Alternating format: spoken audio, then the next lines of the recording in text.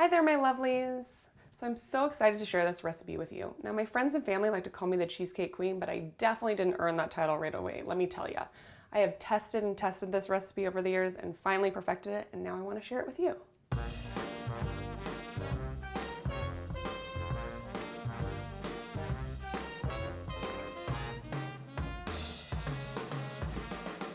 I start off with my main base that I use for all my cheesecakes, and then I add different ingredients for different flavors. Since Thanksgiving is right around the corner for us Americans and pumpkins are in full season, I thought why not make pumpkin cheesecake bites for the holidays? Woohoo! So you want to preheat your oven to 275 degrees Fahrenheit. I know that seems really low, but if you go to the grocery store or the bakery and you see those perfectly white cheesecakes with no cracks in them, this is how they do it, low and slow. You want to add 16 ounces of room temperature cream cheese. I'm going to add a cup and a half of sugar.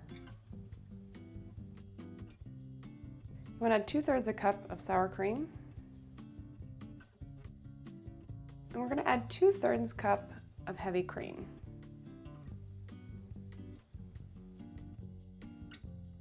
You want to add 2 teaspoons of vanilla extract. You want to add a 1/4 teaspoon of salt. And then you're going to add 4 eggs while mixing.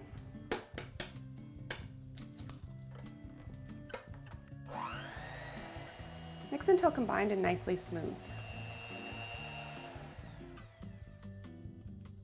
So this is the base for my cream cheese recipe. If you need just a basic cream cheese recipe, this is definitely it. I'm going to take 1 cup of pumpkin puree.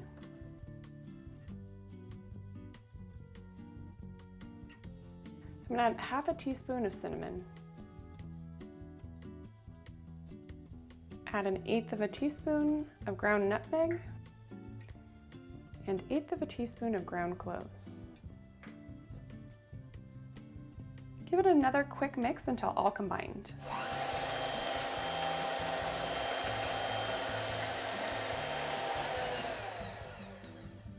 Now we're going to pour our mixture into a sieve so it has a really nice smooth consistency. And look at all that, that could have been in our cheesecake.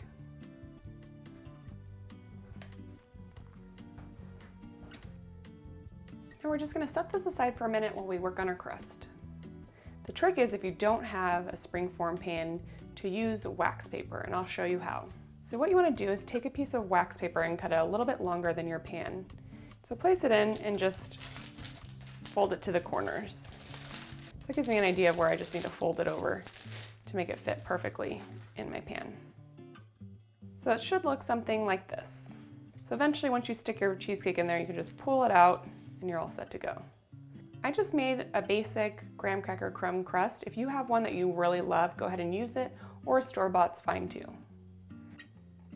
So if you use a store-bought crust, just take it out of its tin, put it on a plate in the microwave for about 20 seconds just to get the sugar to soften so it's easier to form.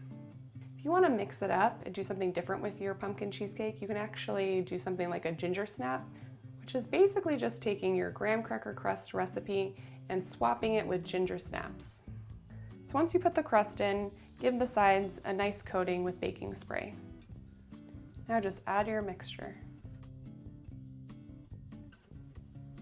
The beautiful orange pumpkin color just reminds me of the holidays. Cook your cheesecake for about 3 hours, but to make sure it's done, I always suggest using the toothpick trick. Stick a toothpick in the cheesecake. If it comes out clean with no cheesecake on it, it's finished. Once it's done, turn off the heat and let it sit in the oven for about 30 minutes to rest. Then you want to put it in the fridge to cool for at least an hour. So just pick it up and slide it onto the table. There you go. So if you want to be exact on your squares, you can use a ruler to help you measure it out, or you can just eyeball it depending on how you feel. You want to stick your knife in a carafe of hot water to get off the cheesecake in between each cut. And just wipe the blade clean with a paper towel. And just keep going on your cuts. Now just give your cheesecake a spin and start on the other side.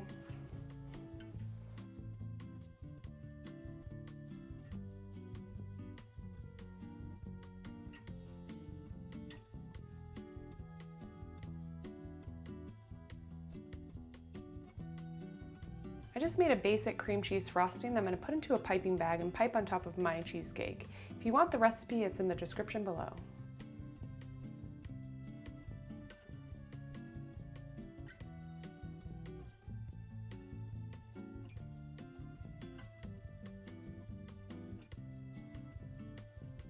So the last step is I just take a cake pop stick and place it in, and they're all set. Well, there you have it, the perfect mini cheesecake bites. Your guests will love them, and hopefully you do too. Bye, you guys.